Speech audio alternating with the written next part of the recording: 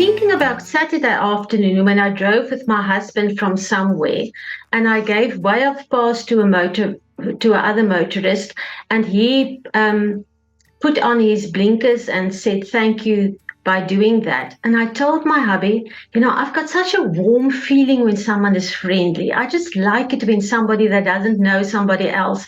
I mean, South Africa is good, life is good. And then when I read this about this concept of the illusion of rudeness, I thought perhaps I should dig a little bit deeper into this. So perhaps it means something for some of you as well. I'm not speaking about bold rudeness. I'm speaking about the smaller little kinds of rudeness. So let's dig into this and get real. So take the example, you're standing at the intersection and you give way of passage to another motorist. What do we actually expect them to do? We actually expect them to say thank you. And if they don't do that, what happens then? Sometimes we have this little passive-aggressive inner voice that says, oh, thank you very much. I don't have places to go and people to meet and things to do. Thank you for saying thank you, and there you go off.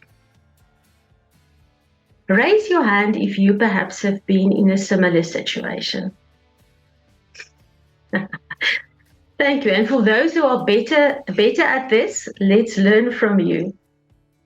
So what happens in this situation? We see that person as being rude. But what do we know about that person? Absolutely nothing. So rudeness can be defined in two ways.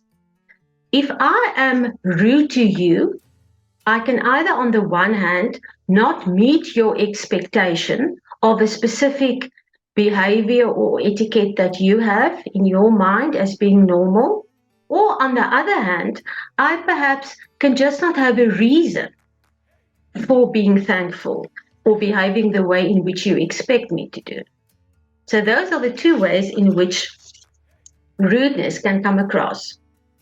Now, isn't it the normal thing to say thank you if someone does something for you? I mean, it is normal, isn't it? But that's where the interesting part comes in, because what I perceive as an expectation or a belief and how I see the world is not necessarily how other people do it. It's applicable to me, so it's very subjective. The moment that I look at someone else and decide they are being rude, what I'm actually doing is that I'm denying them the right to be different. Just hear that again. The moment that I see someone else as being rude, I deny them the right to be different. Now, in South Africa, I think to a larger extent, we are quite aware of cultural differences. And we would think if someone doesn't react the way we think they should, perhaps there could be a cultural difference. But what if the other person looks exactly like me, speak the same language as I do, live in the same area as I do, have the same belief system as I do? How do I then become aware of the differences, and how much space and grace do I give them in that regard? Let's take a second example. Now we are walking in a hospital. We are in a hospital, and a gentleman is walking out of the hospital, and when he comes to the entrance door, a worker holds the door open, and he walks through not saying a word of thanks. And she softly will say, "Thank you would have been nice." Afterwards, they ask this gentleman, "But why didn't you say thank you?" And he responds by saying, normally I'm very much into saying thank you when someone does someone as kind as this to me. But today I was looking on my phone. And the reason I was looking on my phone is because I needed to get the best signal. And the reason therefore was because I urgently need to phone my sister. And the reason for that is because I need to tell her that my mom died. So is it someone rude? Or could it be someone in distress? If we call them rude, we actually assume the worst of them. So is there anything that we can do about this? There are actually three things we can do. The first one is to remember that our views and beliefs and perceptions of the world is very subjective. It's our normal and it only belongs to me. So the first thing to do in these situations is to acknowledge that there's differences.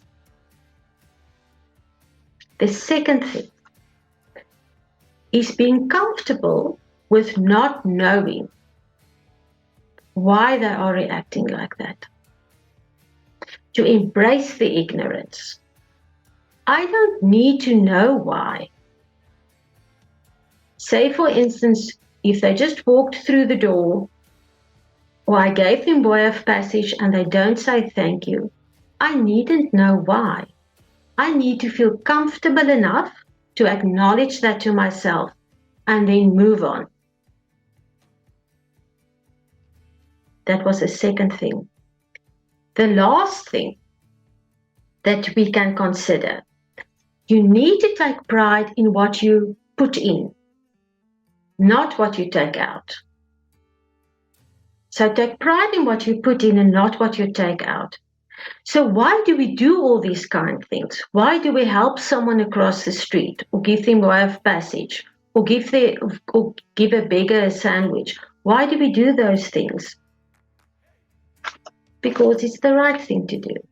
It's the kind way to behave. But what happens if someone doesn't respond in the way that we want them to respond? Then we start getting angry. And then we start to perceive and assume that kindness actually goes with anger. And before you know it, an inner lie is being created or an assumption is being made that it's not worth your while to do that. Just think of perhaps a beggar ask you for got to your front door and asked you for a sandwich, and you did a little bit of extra, put a little bit of extra effort in and made a nice little sandwich.